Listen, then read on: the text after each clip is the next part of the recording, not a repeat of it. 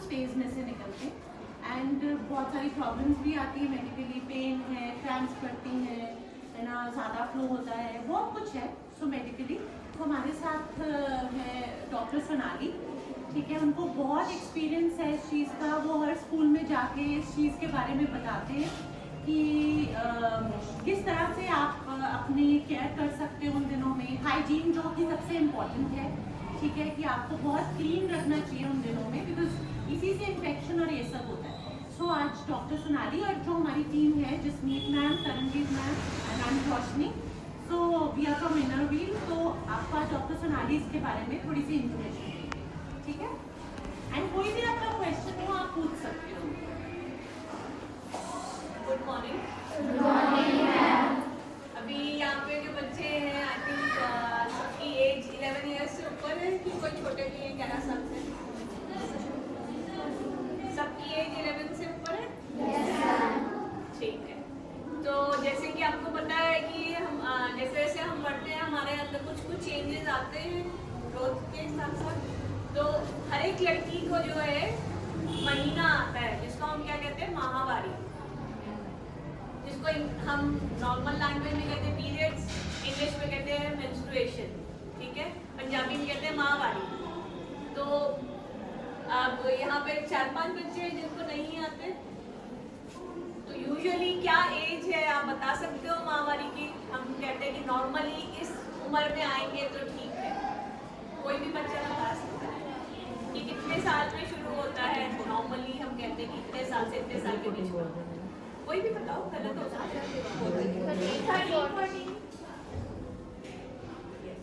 13-14 तो मतलब एक एग्जैक्ट टाइम हो गया ना, मतलब रेंज कि कितने साल से कितने साल के बीच में शुरू होते हैं।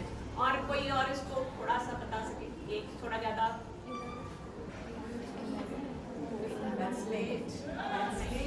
और कोई? आप अपनी सोच के बताओ। हम कहते हैं कि अगर 11 साल से 15 साल के बीच में आते हैं तो वो एक नॉर्मल होता है, ठीक है। महीना अगर आपको जो है 11 साल से 15 साल के बीच में आ रहा है तो वो नॉर्मल है। पर अगर आपको 11 साल से पहले आ गया और या फिर 15 साल आपके कंप्लीट हो गए, 16 इयर्स के होने लगे हो और महीना नहीं आया तो भी कुछ प्रॉब्लम है, तो फिर ऐसे में आपको जाके डॉक्टर को कंसल्ट करना होता है कि भाई जल्दी आ गया तो भी आपके हार्मोनल चेंजेस, मतलब आपके अंदर प्रॉब्लम आ रही है, उससे फिर आपकी जो है ग्रोथ के ऊपर अफेक्ट होगा और आपके बॉडी में कुछ कुछ चेंजेस हो, उसको भी देखना पड़ता है। अगर 16 इयर्स के होने वाले हो तो महीना नहीं आया तो हमें फिर रूल आउट करना पड़ता है कि कोई जेनेटिक प्रॉब्लम तो नहीं है या कोई और प्रॉब्लम तो नहीं है आपके अंदर। तो हमारे जो नॉर्मल एज है 11 साल से 15 साल। और जो महीना जिसको हम कहते हैं माहवारी, उसका नाम क्या है? माहवारी। 2 वर्ड्स है। माह मतलब महीना, वारी मतलब बार बार। तो उसका अपना नाम ही एक्सप्लेन कर रहा है कि हर महीने आता है, तभी उसका नाम जो है माहवारी रखा है। तो कितने दिनों बाद आना चाहिए महीना, जिसको हम कहते हैं नॉर्मल है, कि भाई इतने दिनों के बाद आया तो सही है, इतने दिनों के बाद आया तो गलत है। तो उसका कितने कितने दिनों बाद आना चाहिए, तो हम कोई रेंज आप बता सकते हो कि इतने दिनों बाद आता तो हम कहते हैं नहीं सही है 21-35।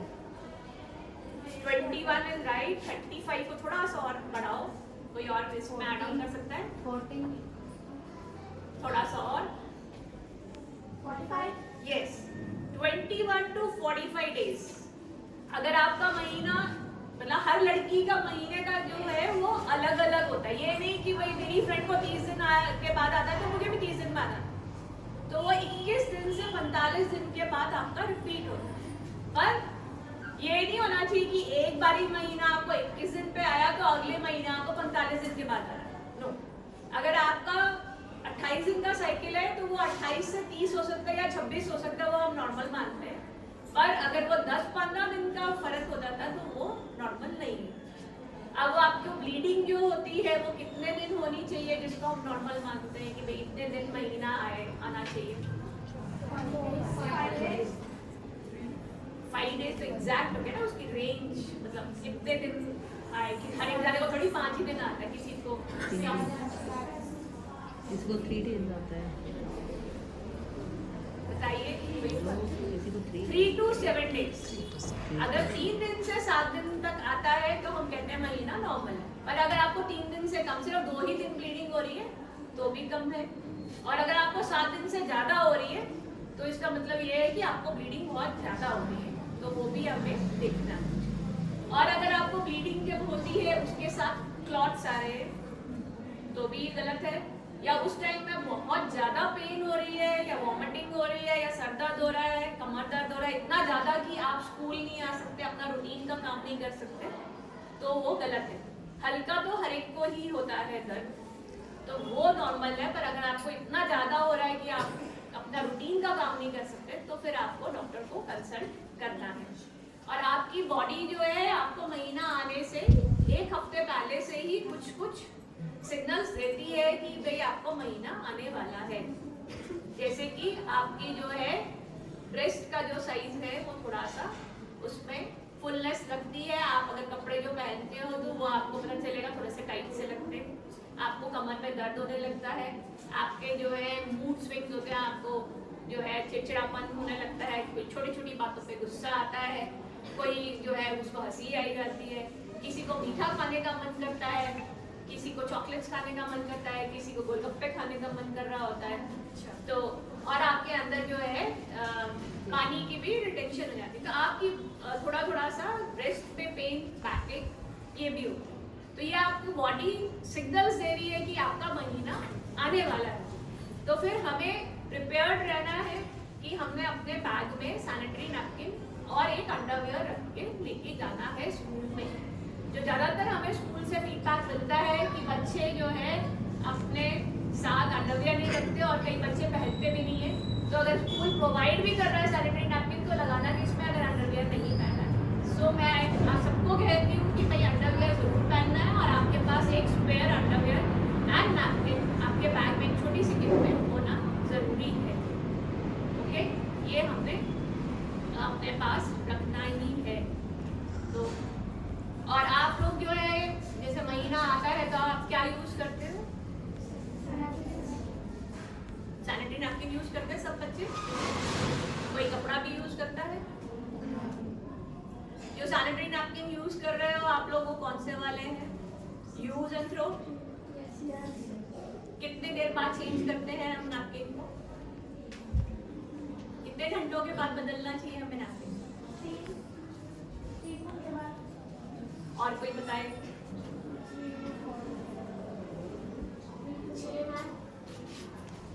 4 to 6 आवर्स के अंदर अंदर हमें नैपकिन को चेंज करना है।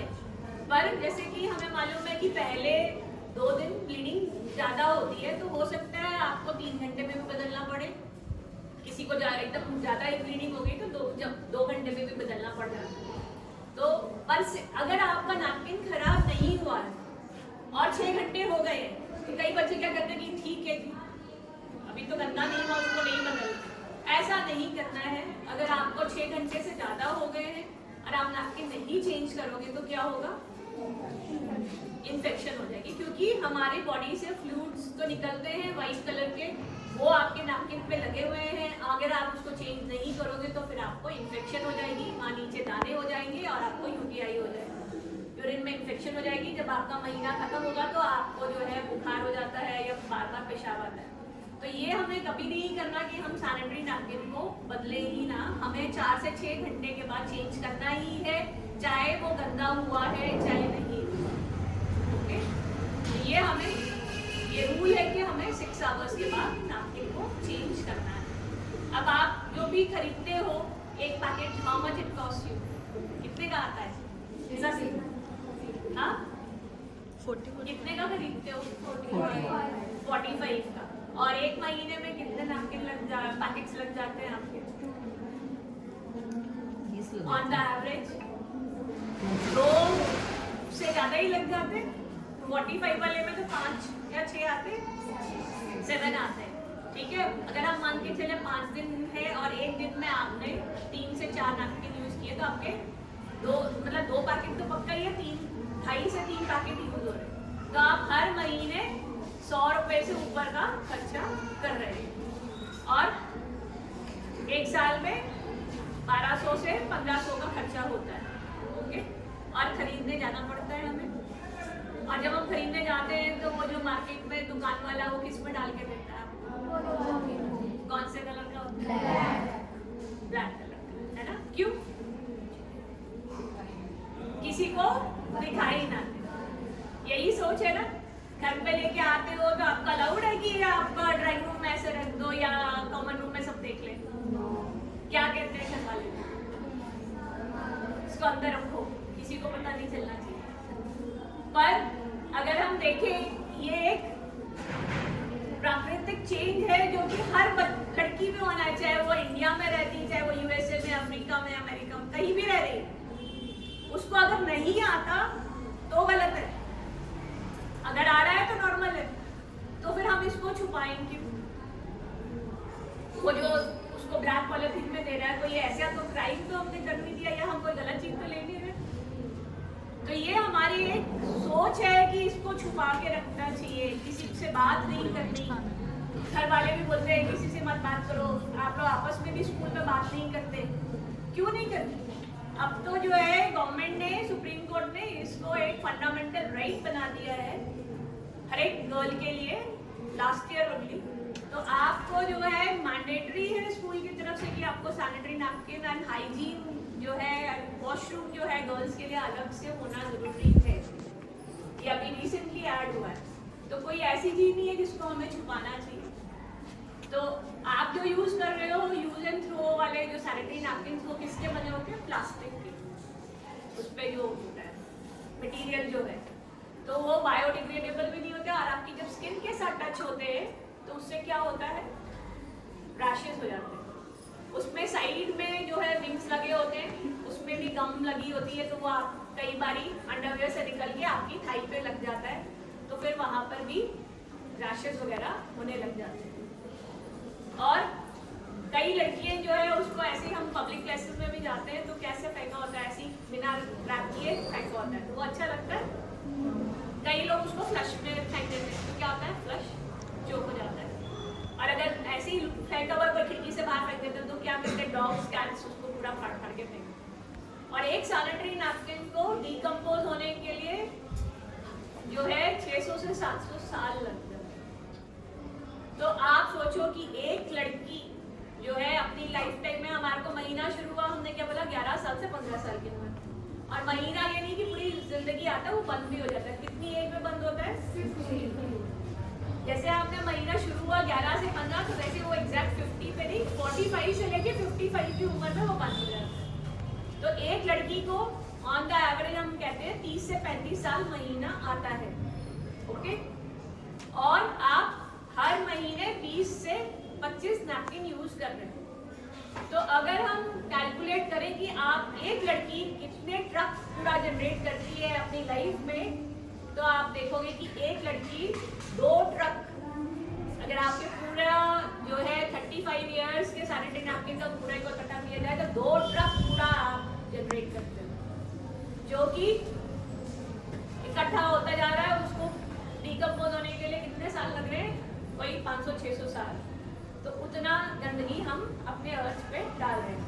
तो इसका एक ऑल्टरनेटिव क्या है कि हम एक ऐसे मटेरियल को यूज करें जो कि हमारे इको फ्रेंडली हो। तो आपने सुना है कि सैनिटरी नैपकिन जिसको हम बार बार यूज कर सकते, जो कि कॉटन से बना हो, कपड़े से, सुना है किसी ने? आजकल तो नेट पे भी आता है सारा कुछ, आपको अमेज़न वगैरह पे दिखता है। आज जो हम आपको सैनिटरी नैपकिन दे रहे हैं, that is reusable sanitary napkin, जिसकी शेल्फ लाइफ है 1.5 years to 2 years। ठीक है, ये पैकेट है, इसके अंदर 3 सैनिटरी नैपकिन है, ये 2 पिंक कलर के हैं और एक ये ब्लू कलर। ये किससे बने हुए हैं? ये कॉटन क्लॉथ से बने हुए हैं। ये आपके अंदर की तरफ रहेगा, ये आपके अंडरवेयर की साइड। इसमें ये क्या लगा हुआ है? बटन लगा हुआ है, इसको हम क्या कहते हैं? Dish button.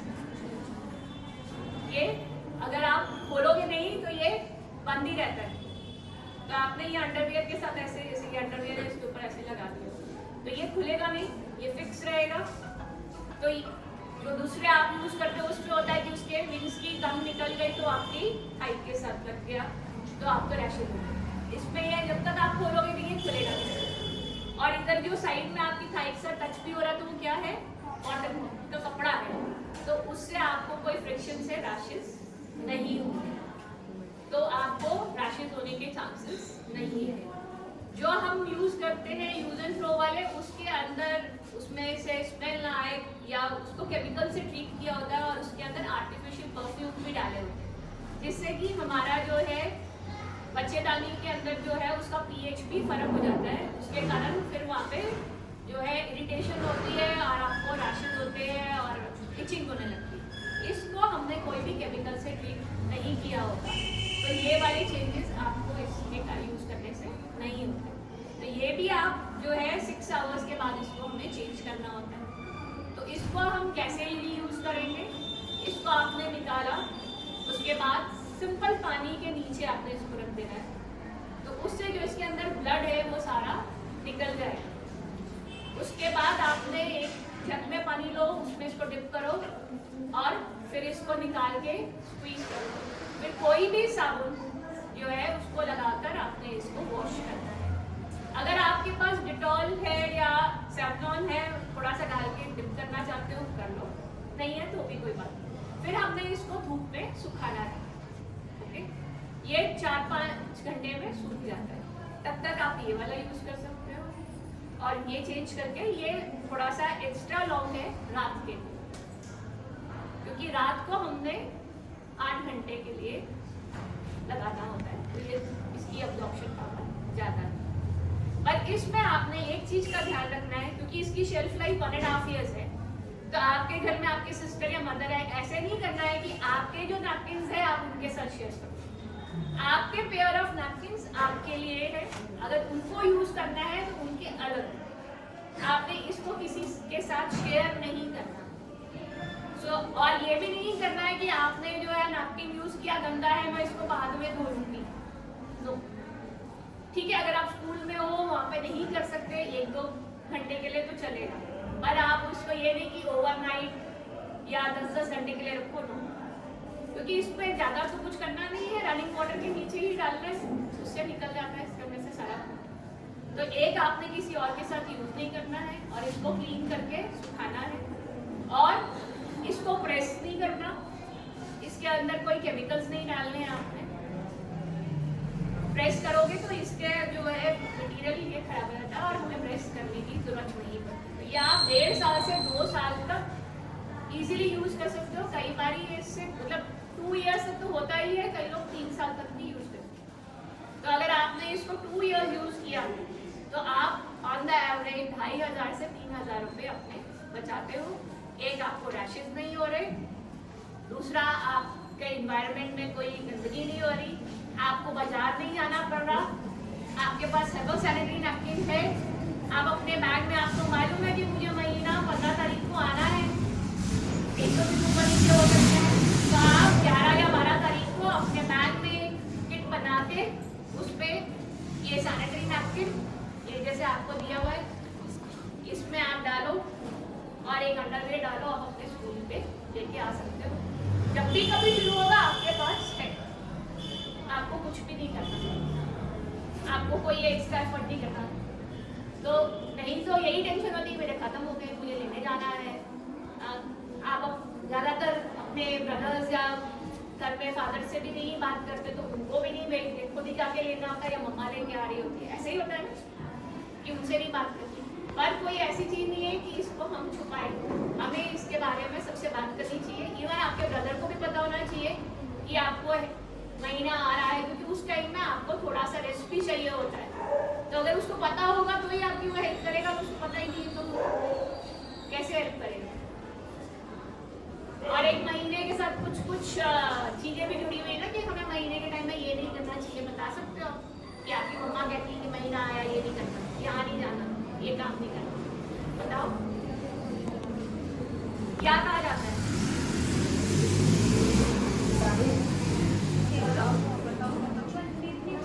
मंदिर में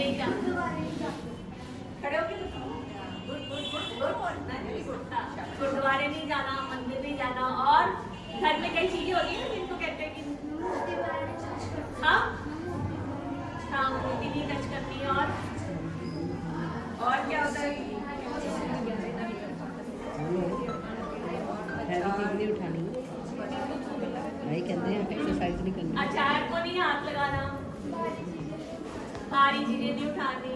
और भाई वो क्या मानते हैं कि भाई आप क्या हो गए हो, दूषित अशुद्ध हो, तो आपको जो है धार्मिक साधन में नहीं जाना।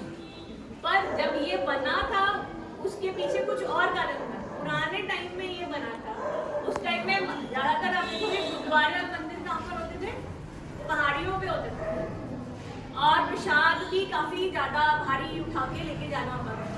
और उस टाइम में ये सैनिटरी नैपकिन वगैरह नहीं होते थे।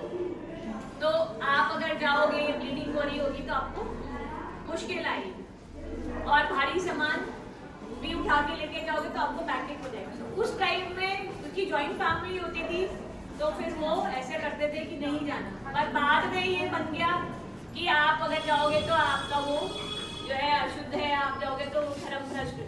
ऐसा कुछ नहीं है, आप सारे धार्मिक काम कर सकते, कोई ऐसा इशू नहीं है, क्योंकि अब तो कोई ऐसे हो नहीं है। और दूसरा था पहले कि अचार को हाथ नहीं लगाना, अगर अचार को हाथ लगाओगे तो अचार खराब हो जाएगा। हाथ लगा के देख लेना, कोई खराब नहीं होगा। पुराने टाइम में क्या होता था, अचार किस पे डाला जाता था, इतने बड़े बड़े बर्तनों में डाला जाता था, तो वो अपने आप में 20 से 25 किलो के होते थे। तो वैसे ही आपको मेंसेस के टाइम में बैक की प्रॉब्लम रहती है, कमर दर्द, क्योंकि हार्मोनल चेंजेस के कारण आपको थोड़ा सा पेन होता है। तो अगर आप 20 से 25 किलो वाला सामान उठाओगे, झुक के काम करोगे तो आपको प्रॉब्लम आएगी। तो इसलिए वो बनाया था कि भाई उसको नहीं निकालना, पर उसको टच करने से कोई ऐसी प्रॉब्लम नहीं आने वाली। भारी सामान हम भी कहते हैं नहीं उठाना। दूसरी चीज है, और जो सबसे बड़ा मिथ है कि महीना जब आता है तो नहाना नहीं। जब महीना आता है तो नहाना जरूरी है। अगर हम हाइजीन नहीं रखेंगे, अपना नहाएंगे नहीं, नीचे साफ नहीं करेंगे, तो फिर क्या होगा, इन्फेक्शन हो जाएगी, हमें प्रॉब्लम होगी। तो हमें उस टाइम में नहाना है। आप थोड़ा सा हल्का सा गर्म कर लो पानी को, उससे नहाओ। तो नहाना बहुत जरूरी है। जरूरत पड़े, अगर आपके कपड़े गंदे हो रहे या नीचे गंदा है तो 2 बारी भी नहाना पड़े तो नहाना है। और अगर आपके कपड़े खराब हो गए हैं तो उसको इमीडिएटली चेंज करना है। ये नहीं कि खराब हो गए तो कोई बात नहीं, उसको पहले रहोगे। अगर आप ऐसे करोगे तो फिर वो जो है इन्फेक्शन हो जाएगी। तो हमें नहाना। कई लोग कहते हैं महीना आया बाल नहीं धोने। आप बाल धो सकते हो, 20 है साइंटिफिकली कि पहले 1-2 दिन मत धो, क्योंकि आपको जब ज्यादा ब्लीडिंग होती है, आप सर नीचे को करते हो तो कई बार चक्कर आता है। तो आप उस टाइम में अवॉइड करो, या फिर सर जैसे आप जाते हो पार्लर में पीछे करके वो धो देते हो, तो उससे हो ऐसा कोई वो नहीं कि बाल नहीं धोने, आप धो सकते हो, कोई इशू नहीं। पर ये है कि ध्यान रखना है कि आपको ज्यादा फॉरवर्ड बेंडिंग करने से चक्कर ना आए। तो पहले 2 दिन थोड़ा सा अवॉइड करो, बाद में धो लो, कोई ऐसा नहीं। तो हमें नहाना जरूरी है, कपड़े हर रोज चेंज करने हैं, स्पेशली अंडरवेयर चेंज करना है।